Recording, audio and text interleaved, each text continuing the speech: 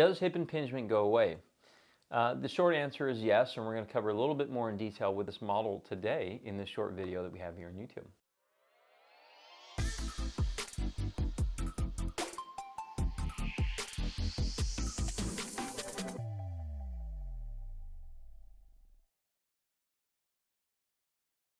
Hey everyone, I'm Sebastian at Performance Place Sports Care, part of the locally world famous chiropractors in Costa Mesa, California. We specialize in hip impingement, sports hernias, labral tears, low back pain, sciaticas, and so on. So we have this ongoing playlist on YouTube with hip impingement videos. Please take advantage of them. We have exercises and stretches and more questions just like this. So I'm going to bring this model up here and just give you an idea, generally speaking, of if it goes away and generally how it goes away. Most of the time it can go away just by using some simple solutions such as activity modification, corrective exercise, stretching, and so on. Now this is the hip and this is the back of the hip. Here's the front of the hip. Here's the inner part. Here's the side of the hip out here. And so it's probably important to note what a hip impingement, where symptoms are. It's generally about here. The most common, if it starts to go out here or down the thigh or into the back, or down the leg. This is not hip impingement probably. It's probably something else, which we have other videos on. Not to say there won't be hip impingement on an image, because there may be. So hip impingement usually involves the capsule of the hip here, or stuff underneath the capsule rather. Things like bone growth, such as a cam deformity under there, which interacts with the rim of the pelvis here a little bit more so. And it usually happens when you bend your hip up more or bend your pelvis down. So what that may look like here, if this was me, is it may increase as I'm moving my chest over a fixed thigh, or maybe when I'm moving a thigh over a fixed chest. So kicking versus bending over. Either way, it's a compression of the front. And so this is the front. And so it's a compression of the front, or sorry, this is a compression of the front here. So you're approximating this bone and this bone. And so most of the time it goes away first with modification of activity. Now, I'm not going to say this is the long route to take with it, or the long-term way to address it, but short-term, most people figure out, look, it hurts to run or it hurts to kick a soccer ball, so I'm not going to. I'm going to take some time off. Some people say, well, I'm going to take about 5 days off or a week off because I don't have my next game or event till then, and that's fine. Sometimes your symptoms go away, sometimes they linger, sometimes they don't go away at all.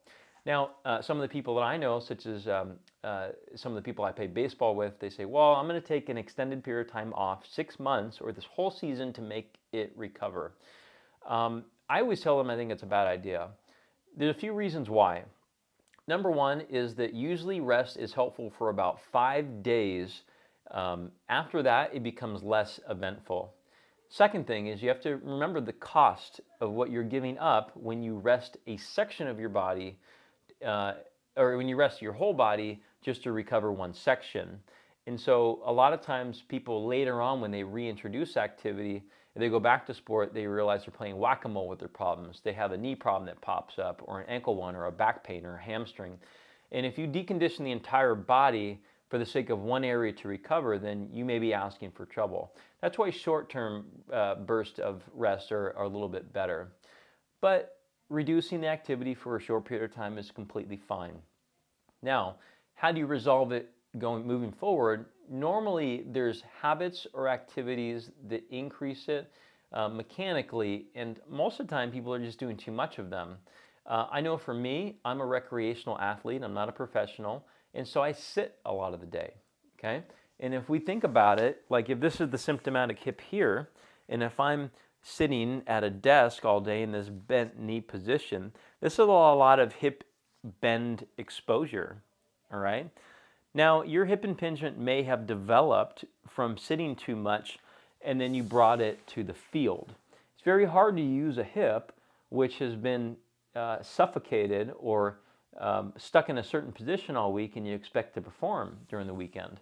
And so most of the time people can get better, number one, with just changing their activity or reducing their pain triggering activity. Number two is they change their sitting habits or some other type of habit. Walk more throughout the day, take your video calls, on the phone or on an earbud versus actually sitting down for it. And so these are all very simple ways to modify activity. But most of the time, if you think about it, this didn't develop overnight, it developed over time, and then you felt it, right? You weren't sitting around for just like one day and all of a sudden your problems came on. You're sitting around probably for years. And so your body has created an adaptation, a growth, a bony growth, a muscle growth, a ligament growth in the scenarios that you put it in. So it adapts into those scenarios. So normally what's needed is pain reduction, as I just mentioned, change activity, change habits, but also you need to change function. You need to reverse the adaptation back the other way so you can actually be active as you start to get a little older. Most commonly, people get hip impingement into their 30s and 40s, but it does happen as kids as well, or teenagers as well. Usually later on into their 60s and 70s, this becomes more of a hip arthritis type of case, not just impingement anymore. And so it's progressed and gotten a little bit more advanced as some type of hip pathologies change. So if you guys are looking for help, we have videos on some of the treatment methods we use, some of the exercises, some of the stretches. But if you want just direct one-on-one attention about what to do, create a program so you adapt back the other direction, just reach out to us.